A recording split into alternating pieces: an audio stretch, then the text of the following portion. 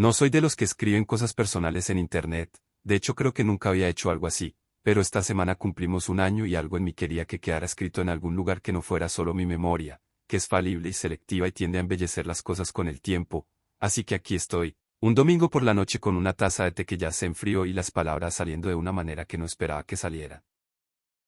Me llamo Tomás, tengo 29 años, soy contador, vivo en Monterrey, y hace un año y una semana me enamoré de mi vecino del piso de arriba en el edificio donde rento desde hace 3 años, que es una situación que suena a comedia romántica de las de antes y que sin embargo fue una de las cosas más lentas y reales y llenas de matices que me ha pasado en la vida. Su nombre es Ignacio, pero todo el mundo le dice Nacho excepto yo, que desde el principio le dije Ignacio y él nunca me corrigió. De hecho, una vez me dijo que le gustaba cómo sonaba su nombre completo cuando yo lo decía, que era una de esas cosas pequeñas que a uno le quedan guardadas en algún lugar del pecho para siempre.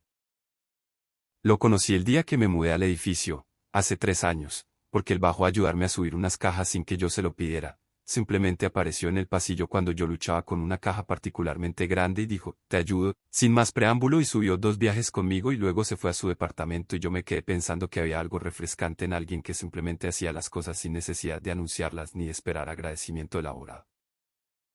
Durante el primer año fuimos vecinos cordiales, nos saludamos en el pasillo y en el elevador. A veces coincidíamos en la lavandería del edificio y hablábamos de cosas neutras, el clima, el tráfico, si habían arreglado ya el problema con el agua caliente, ese tipo de conversación de relleno que uno tiene con la gente que comparte un espacio pero no comparte realmente una vida. Fue en el segundo año cuando las cosas empezaron a cambiar de textura, aunque si tuviera que señalar un momento exacto en que empezó no podría, fue más bien una acumulación de cosas pequeñas que fueron cambiando el tono de algo sin que ninguno de los dos lo decidiera conscientemente. Empezó porque los dos llegábamos más o menos a la misma hora del trabajo y a veces coincidíamos en el estacionamiento y caminábamos juntos hasta el elevador y la conversación dejó de ser sobre el agua caliente y empezó a ser sobre el día, sobre el trabajo, sobre cosas que habían pasado. Y esas conversaciones de estacionamiento a elevador se fueron extendiendo hasta el pasillo y a veces hasta la puerta de mi departamento donde nos quedábamos parados hablando otros 10 minutos antes de entrar. Cada quien al suyo. Luego un viernes en que los dos llegamos empapados porque había llovido más de lo previsto, él me preguntó si quería pasar a su departamento a esperar que dejara de llover con un café, y yo dije que sí, y estuve en su departamento 3 horas, y cuando salí la lluvia había parado hacía rato pero ninguno de los dos había dicho nada al respecto. Ignacio tenía 32 años, era ingeniero industrial, había vivido en Monterrey toda su vida excepto 2 años que pasó en Querétaro por trabajo y que según él le habían enseñado que extrañaba su ciudad más de lo que había imaginado. Tenía una colección de plantas en su balcón que cuidaba con una dedicación que me pareció entrañable desde la primera vez que la vi. Le gustaba cocinar pero solo los fines de semana porque decía que entre semana no tenía cabeza para eso, y tenía la costumbre de hacer listas de todo, de las compras, de las películas que quería ver, de los lugares que quería conocer algún día, listas en papeles pequeños que dejaba por todo el departamento como pequeñas notas de su propio cerebro. Fui aprendiendo todo eso poco a poco, en las visitas que se fueron volviendo más frecuentes y menos dependientes de pretextos como la lluvia, hasta que en algún punto de ese segundo año simplemente era normal que uno de los dos tocara la puerta del otro un viernes en la noche y el otro abriera sin sorprenderse. Lo que yo sentía en ese tiempo lo fui reconociendo despacio y con cierta resistencia, porque Ignacio era mi vecino y yo tenía muy presente que si las cosas salían mal todavía iba a tener que verlo en el pasillo y en el elevador y en el estacionamiento indefinidamente, y eso me hacía cauto de una manera que a veces rayaba en la negación. Me decía que era amistad, que era buena amistad, que no todos los afectos tenían que ser otra cosa, y en parte era verdad y en parte era una manera cómoda de no tener que hacer nada con lo que sentía. Ignacio fue más valiente que yo, o quizás simplemente menos dado a las complicaciones internas, porque una noche que estábamos en mi departamento viendo algo en la tele y los dos más callados que de costumbre, él apagó el volumen de repente y me dijo que quería preguntarme algo y que esperaba que no me pareciera raro. Le dije que adelante y él dijo, con una directness que todavía me sorprende cuando lo recuerdo, que si lo que había entre nosotros era solo vecinos o si era algo más, porque él sentía que era algo más pero no quería asumir y quería saberlo de primera mano. Me quedé callado un momento que probablemente se sintió largo desde su lado, y luego le dije que era algo más, con esas palabras exactas, algo más, y él asintió como si eso confirmara algo que ya sabía pero que necesitaba escuchar, y luego dijo, bien, yo también, y puso el volumen de vuelta y siguió viendo la tele y yo me reí un poco porque era la declaración más tranquila y más el que podría haber imaginado.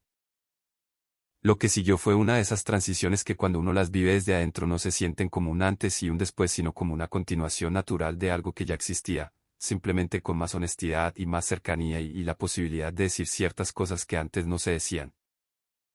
Le conté a mi hermana mayor primero, que era la persona de mi familia con quien tenía más confianza para estas cosas, y ella me escuchó y luego me dijo que Ignacio le caía bien por lo que yo le había contado de él y que esperaba conocerlo pronto, y eso fue todo, sin drama ni preguntas incómodas. Una conversación de 10 minutos que me quitó un peso que no había medido bien hasta que lo solté.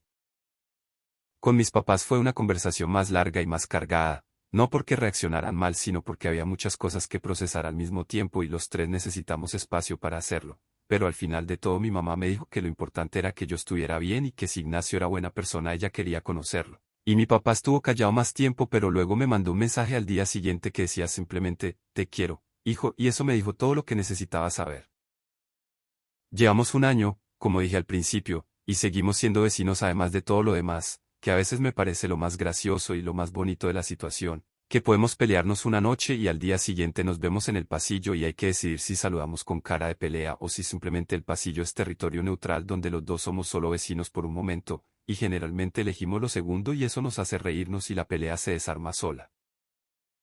Sus plantas del balcón han colonizado también mi balcón porque resulta que yo no soy malo con las plantas y él me fue regalando esquejes uno por uno hasta que los dos balcones son ahora un solo sistema verde desde el que a veces tomamos el café de la mañana cada uno en el suyo pero hablando a través del espacio entre los dos. El año que cumplimos esta semana lo celebramos en un restaurante al que los dos habíamos querido ir desde hace tiempo y que resultó ser bueno pero no extraordinario. Y sin embargo fue una noche que voy a recordar mucho tiempo porque Ignacio me dijo en algún momento de la cena que había pensado mucho en que le diría para el aniversario y que al final lo más honesto que podía decir era que el mejor regalo que le había dado vivir en ese edificio era que yo vivía en el piso de abajo, y eso era exactamente la clase de cosa que solo Ignacio podía decir de esa manera, simple y sin adornos y completamente verdadera. Gracias por leer, desconocido, espero que en algún lugar de tu vida haya alguien que baje a ayudarte con las cajas sin que se lo pidas.